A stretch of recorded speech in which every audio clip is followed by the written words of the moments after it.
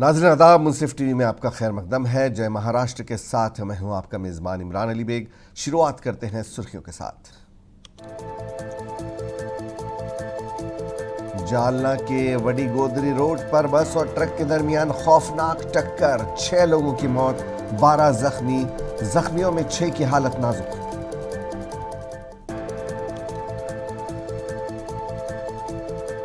वज़ीर-ए-आज़म नरेंद्र मोदी ने वर्धा में कांग्रेस पर साधा निशाना, कहा कांग्रेस को चला रहे हैं टुकड़े टुकड़े गैंग और शहरी नक्सली।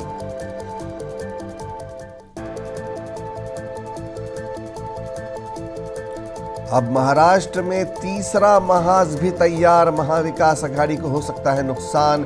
संजय राउत बोले एमवीए को कोई खतरा नहीं।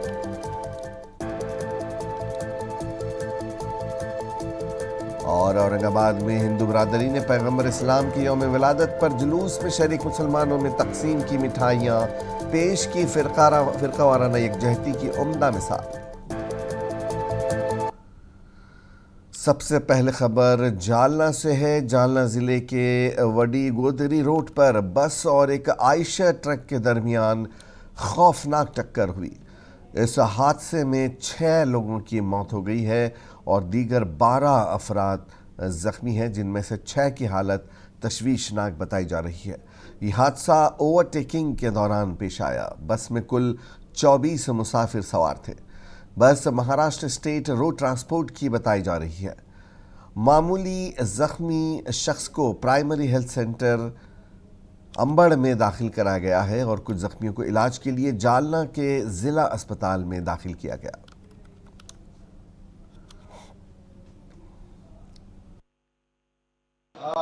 अंबड़ के पास में एक मठ टांडा फाटे पर एक बस का एक्सीडेंट हुआ है। उस बस में वहाँ पे जो भी जख्मी लोग हैं वहाँ उनको उप जिला रुग्णालय अंबड़ में भेजा गया। वहाँ पर अब जो प्राइमरी इंफॉर्मेशन है 6 डेड बॉडीज़ वहाँ पर है, जिन पर पोस्टमार्टम किया जा रहा है उप जिला रुग्णालय अंबड़ में। और वहाँ से लगभग 11 पेशेंट जो है मरीज जिला रुग्णालय जालना यहाँ पर भेजे गए हैं। उसमें से एक जो मरीज है वो सीरियस है, जिसे हेड इंजरी हुई है। हमने उसको इंटूबेट करके अगले उपचार के लिए हम मेडिकल कॉलेज छत्रपति संभाजी नगर यहाँ हमने उसको रेफर किया है। और कुछ मरीजों को जो है अपने रिलेटिव्स ने प्राइवेट हॉस्पिटल में लेके गए। वज़ीर-ए-आज़म नरेंद्र मोदी ने जुम्मा को कांग्रेस को निशाना बनाते हुए कहा कि इस पार्टी को टुकड़े टुकड़े गैंग और शहरी नक्सली चला रहे हैं।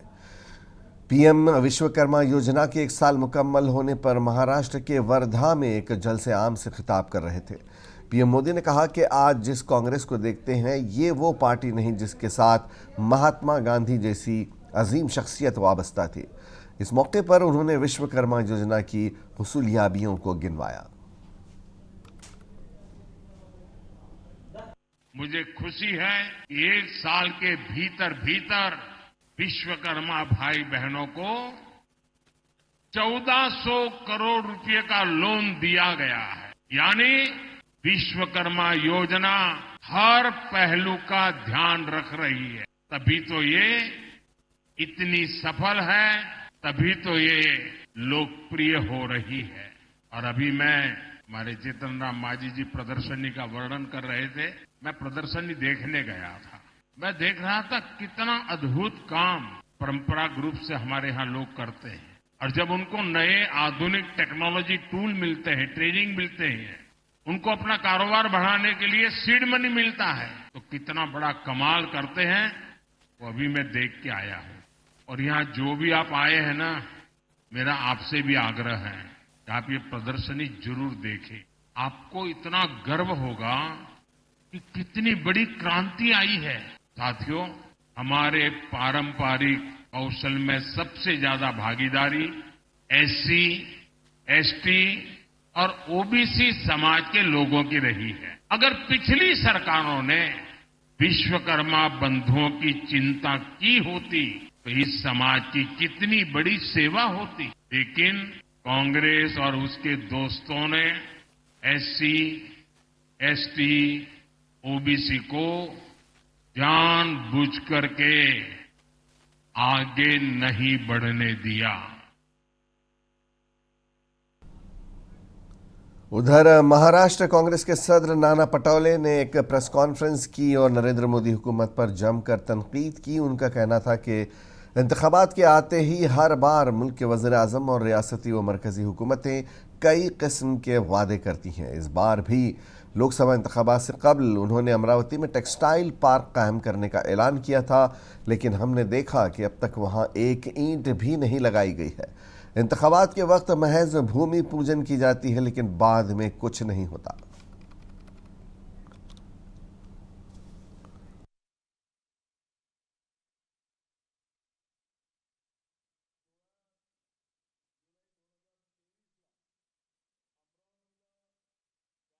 तत्कालीन वस्त्रोद्योग मंत्री राज्याचे उपमुख्यमंत्री देवेंद्र फडणवीस असेल, केंद्रातले अनेक मंत्री त्यांनी टेक्सटाईल पार्क अमरावतीला उघडण्याचा निर्णय केला आणि तिथं भूमिपूजन केलं। आज एक वीट सुद्धा तिथं लागलेली नाही। ज्या घोषणा ज्या योजना इथं आणण्याचा प्रयत्न केला जातो त्याचं भूमिपूजन होते आणि निवडणुका संपल्या की त्या योजना गुजरातला जातात असा आपल्याला आतापर्यंतचा अनुभव आलेला आहे। त्याच्यामध्ये राज्यातले अनेक उद्योग हे गुजरातमध्ये नेण्याचं काम राज्याच्या सरकारच्या वतीनं आणि केंद्राच्या आदेशानं हे कायम आपण पाहिलं असेल तर महाराष्ट्राला अब महाराष्ट्र में तीसरा महाज भी तैयार है, जिसे परिवर्तन महाशक्ति का नाम दिया गया है, जिसमें बच्चू कडू की जनशक्ति पार्टी, राजू शेट्टी की पार्टी स्वाभिमान किसान पार्टी और स्वराज पार्टी शामिल है। अभी ये कहना मुश्किल है कि तीसरे महाज से महाविकास अघाड़ी को नुकसान होगा या फ़ायदा। महाज में शामिल सभी पार्टियों का कोर वोटर जो कांग्रेस एनसीपी का है, इसलिए एमवीए के लिए ये महाज मुश्किल खड़ी कर सकता है। ताहम संजय राउत ने साफ कर दिया है कि थर्ड फ्रंट से महाविकास अघाड़ी को कोई नुकसान नहीं होगा।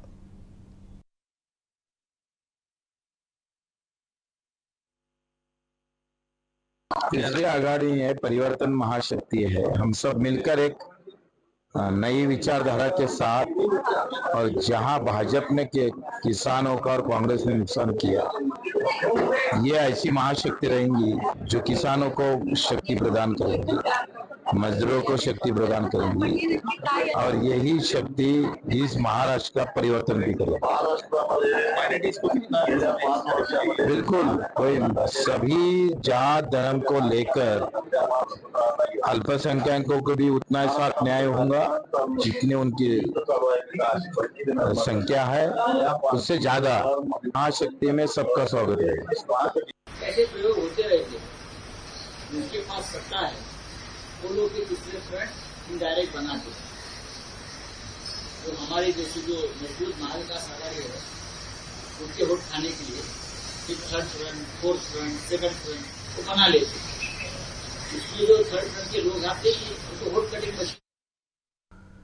शिवसेना, यूबीटी और कांग्रेस के दरमियान बालादस्ती की लड़ाई अब संजय राउत के बयान में भी नजर आ रही है। दरअसल लोकसभा इंतखाबात के बाद कांग्रेस महाराष्ट्र में सबसे बड़ी पार्टी बनकर उभरी है। उसके बाद महाराष्ट्र में कांग्रेस लीडरों का एतमाद बढ़ गया है। ऐसे में कहा जा रहा है कि कांग्रेस ने असेंबली इंतखाबात के पेश नज़र महाविकास अघाड़ी में जारी सीटों की तकसीम में ज़्यादा सीटों का मुतालबा किया है। इसके अलावा कांग्रेस के कुछ रहनुमा भी इस ख्वाहिश का इजहार कर रहे हैं कि कांग्रेस को वज़ीर आला का ओहदा मिलना चाहिए।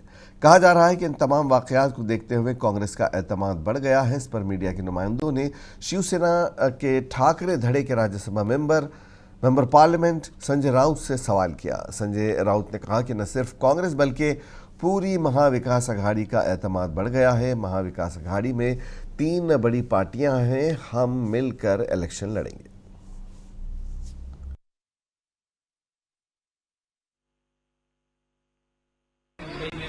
ये गलत इंफॉर्मेशन है।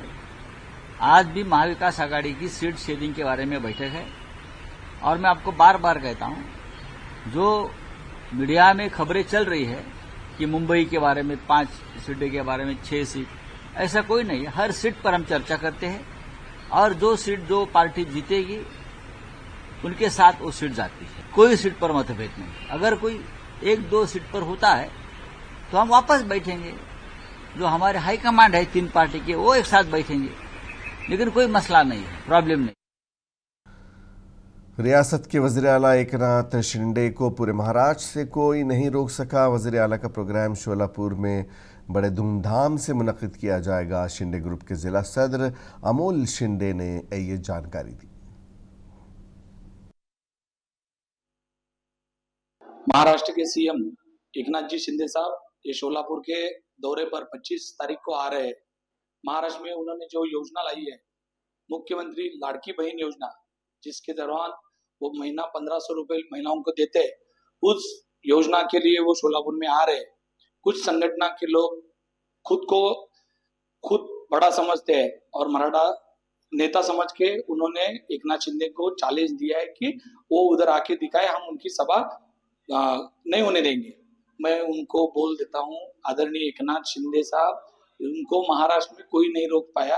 आप तो बहुत छोटे हो, आपकी उतनी औकात नहीं है जो आदरणीय एकनाथ शिंदे को रोक सके। मैं उतना ही बोलता हूँ कि आप अपनी हैसियत से ज्यादा बोलने की ताकत मत रखिए। एकनाथ शिंदे साहब जिस तरह लोगों के लिए काम करते हैं और उनके खिलाफ महाराष्ट्र में आज तो कोई उनकी। जालना शहर में जश्न विलादत रसूल सल्लल्लाहु अलैहि वसल्लम के मौके पर ईद मिलाद का जुलूस निकाला गया। जब ये जुलूस ज़िला बाज़ार से गुजर रहा था तो कुछ शरपसंदों ने झगड़ा करने की कोशिश की। इसकी इत्तला मिलते ही पुलिस अफसरान ने मौके पर पहुंचकर इस सिलसिले में 2 मामले दर्ज कर लिए हैं। इस वक्त अमन का माहौल है, पुलिस तैनात है। आयुष नोपानी ने अफवाहों पर यकीन न करने की अपील की।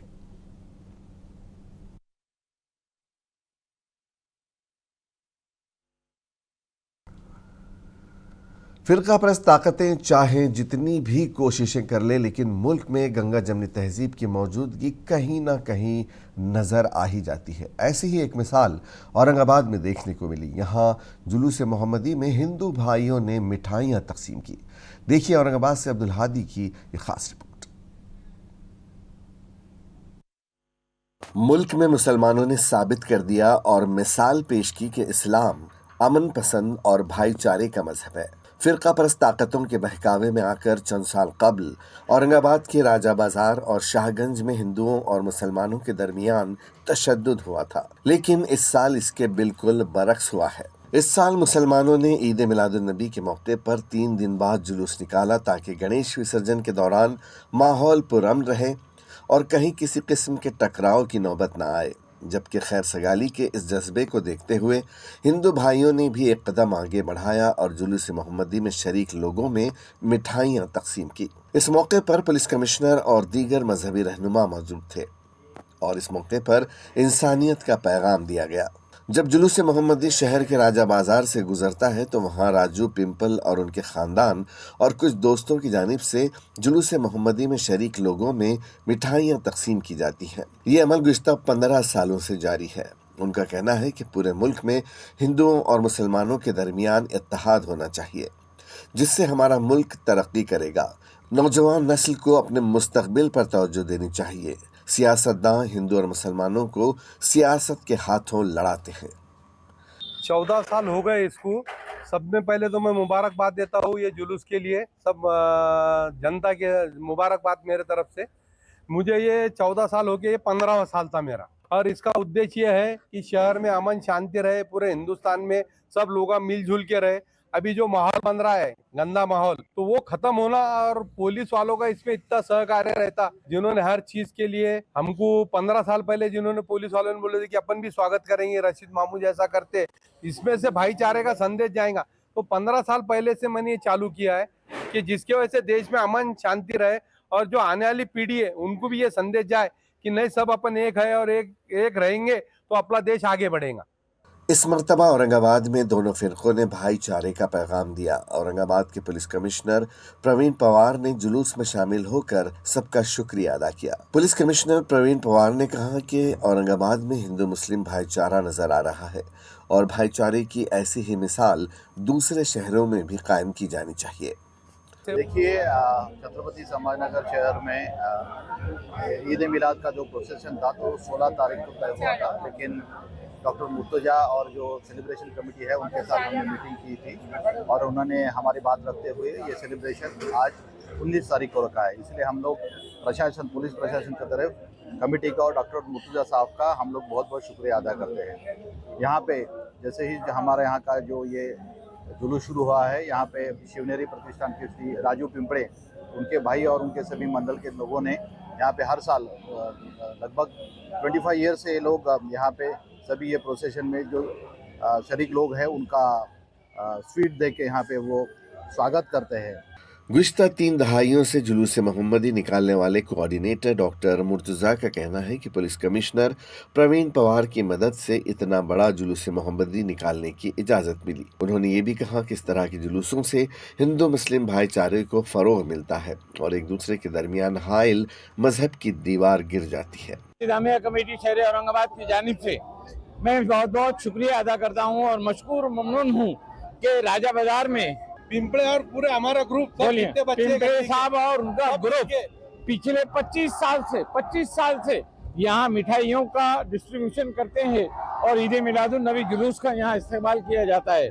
साहब, ये वो एरिया है जहाँ पर आपका ये हिंदू मुस्लिम एकता का संदेश यहाँ पर हम लोग देते हैं और आपकी मोहब्बत ही है कि ये इतना बड़ा जुलूस को आप ये कामयाब बनाते हैं और मैं आपका ममनून मशकूर हूँ, शुक्रिया अदा करता हूँ। Thank you very much. Munsif TV के लिए औरंगाबाद से अब्दुल हादी की रिपोर्ट। पुणे की एक बहुत पुरानी तंजीम सीरत कमेटी ने इस साल फैसला किया है कि अनंत चतुर्थी और पैगम्बर इस्लाम सल्लल्लाहु अलैहि वसल्लम के यौम विलादत का जुलूस एक दिन आगे पीछे है, इसलिए हर साल की तरह इस साल भी यौम पैदाइश का जुलूस 21 सितंबर को निकाला जाएगा। जुलूस में कोई शरारत नहीं होगी। इस जुलूस में डीजे की आवाज़ पर पाबंदी लगा दी गई है। Pune police commissioner, joint commissioner और पुलिस इंतजामिया, सीरत कमेटी और समाजी तंजीमों ने मुश्तरका मीटिंग में ये फैसला लिया।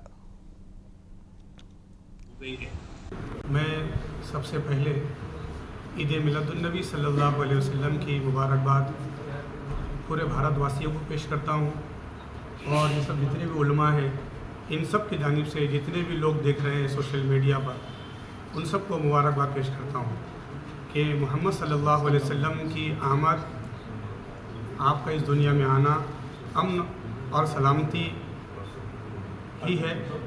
और अल्हम्दुलिल्लाह इस साल 2024 में जुलूस ईद मिलादुन्नबी सल्लल्लाहु अलैहि वसल्लम पूना में 21 सितंबर शनिचर के रोज़ सुबह 8 बजे तैयारी करके हम 9 बजे मन्नूशा मस्जिद से निकल जाएंगे और जिस तरीके से रास्ते बताए हुए वो अपने रास्तों से होते हुए ज़ोहर की नमाज में जामा मस्जिद सिटी में वो ख़त्म होगा। ये जुलूस पाकीज़ा होगा, साफ़ सुथरा होगा, खुराफात से पाक होगा कि जिसमें तमाशा नहीं होगा और धंगल मस्ती नहीं होंगी, कोई किसी को गलत सलत नारे नहीं लगाएंगे, बल्कि अच्छे नारों के साथ दुरूद शरीफ पढ़ते हुए पीसफुल ये जुलूस इंशाल्लाह ये साल निकलेगा। ये सब निर्णय जो है ये पूरे उलमा ने लिया है। All India Muslim personal law board के सरबराह मौलाना सज्जाद नोमानी 2 रोज़ा जलगांव दौरे पर आए हैं, जिसके पेश नज़र ईदगाह मैदान में खिताब आम का एहतमाम किया गया था। सज्जाद नोमानी ने अपनी तकरीर में मुसलमानों से मुत्तहिद होने और अपने अंदर मुस्बत तब्दीली लाने की अपील की।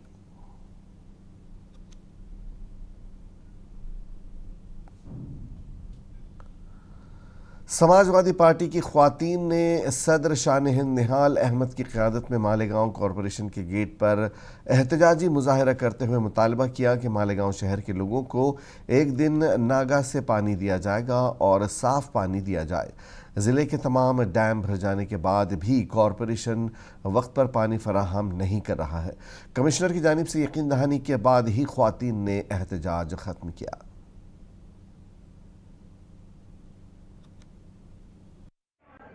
मालेगांव समाजवादी पार्टी की तरफ से औरतों का, महिलाओं का शिष्टमंडल कॉरपोरेशन आया था कमिश्नर साहब के पास कि मालेगांव शहर में पानी 2 दिन आड़े हो गया है और ओवरफ्लो हो गए, डैम बह रहे हैं, खिड़की खोल दी गई है, लोगों के खेत डूब रहे हैं, लेकिन यहाँ पानी के लिए लोग 2-2 दिन तरस रहे।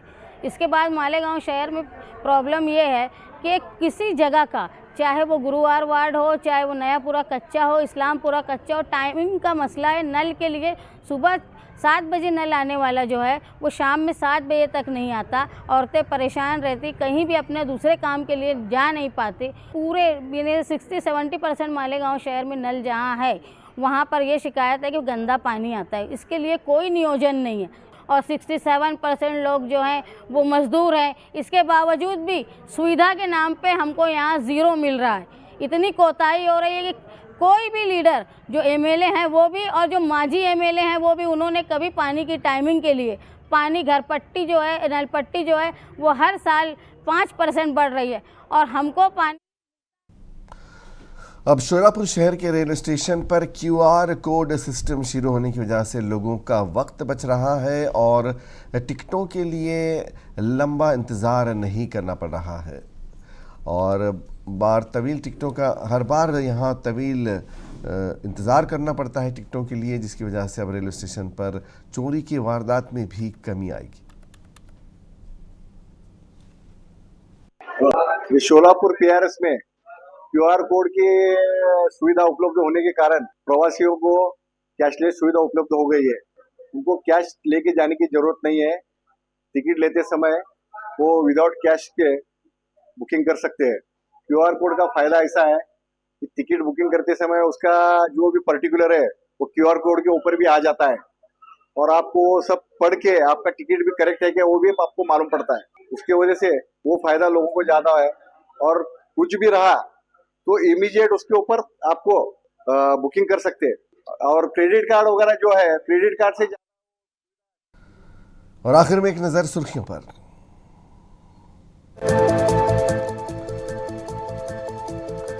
जालना के वडी गोदरी रोड पर बस और ट्रक के दरमियान खौफनाक टक्कर, 6 लोगों की मौत, 12 जख्मी। जख्मियों में 6 की हालत नाजुक।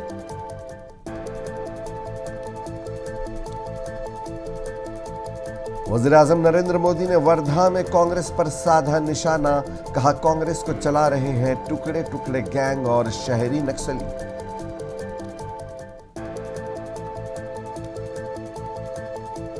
अब महाराष्ट्र में तीसरा महाज भी तैयार, महाविकास अघाड़ी को हो सकता है नुकसान। संजय राउत बोले MVA को कोई खतरा नहीं।